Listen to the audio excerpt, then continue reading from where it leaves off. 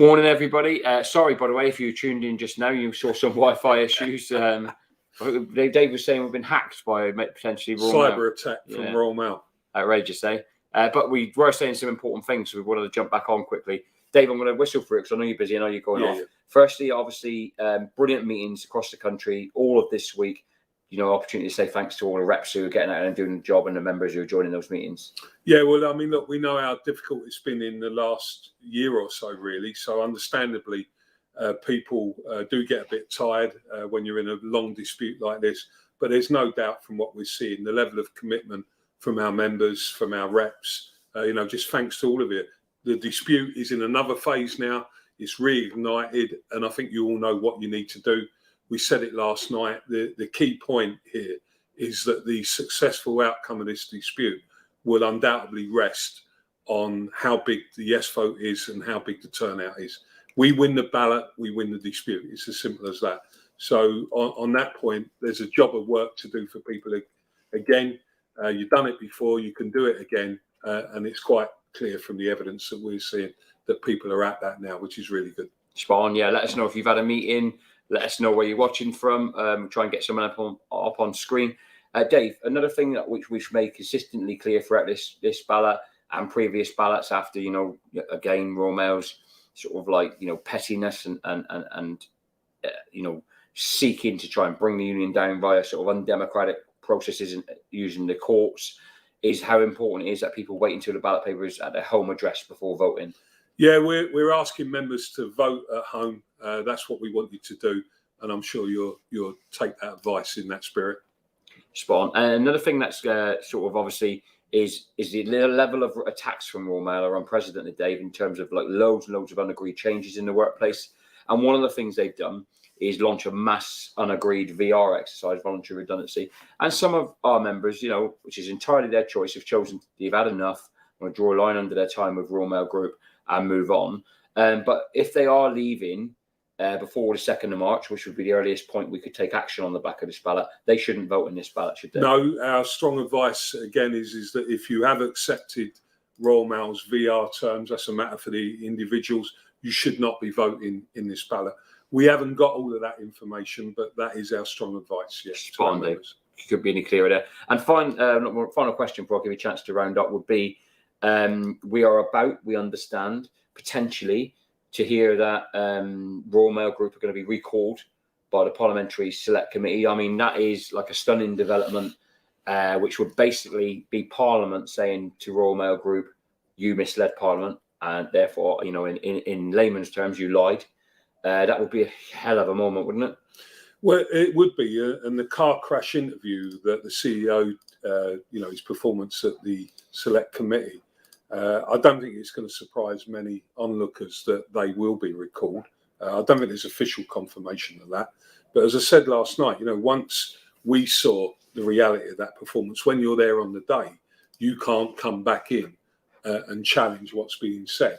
But what the union did do, we wrote to the Select Committee, supplementing in the evidence that we put forward and giving clear evidence that clearly Simon Thompson hadn't told the truth on a range of issues. So, I'd be surprised if he's not recalled. Of course, that is a huge moment, not just for the CEO, but it reflects badly across the whole of the company. And I think shareholders will be looking, the major shareholders will be looking at that. It's an issue that we discussed yesterday in the shareholders meeting, the lack of general integrity that we've seen from the company throughout this dispute. And let's be honest, it's a good point for us, because now what we've been exposed to, what the members have been exposed to, parliamentarians have been exposed to. So I think there'll be a greater understanding of why this dispute is taking place, of what the issues are, and how difficult it's become to negotiate a deal with an employer. And let me remind all of our members, it's always the members, any meeting I do, the members always say, don't trust those people. And they're spot on. And that's another reason why, nobody should be considering trusting these people and listening to some of the nonsense that they've come out with about, voting no, don't vote. They're not people to be trusted. Yeah. The people who've got the interest of our members and the customers at heart are the union and the workforce. And now I think parliamentarians have seen that. I think we can say that there's a lot more that's going to happen in the political field than what we've seen so far. So good stuff. Spot on, Dave. I can see the Wi-Fi flashing in front of me, so I'm going to give you just one more question. It's definitely a cyber attack. It is, isn't it? We're under attack on ballot day as well. The importance, you've talked about it loads. Obviously, people were giving them one distinct job: vote and vote yes. So very clear to everyone. But we've got a number of our reps, activists, senior members who are suspended. Some have been dismissed outrageously by Royal Mail. We're fighting for every single one of them, as part of the resolution to this dispute. But that's left us some gaps in the union structure. Just how important is it? And I think in the line in your letter to members today with the ballot paper, you say people need to see it as a duty. How important is it that people not only do what they need to do, put the X in the right box, but go out there and convince every single one of their colleagues to do the same? And any closing comments you've got?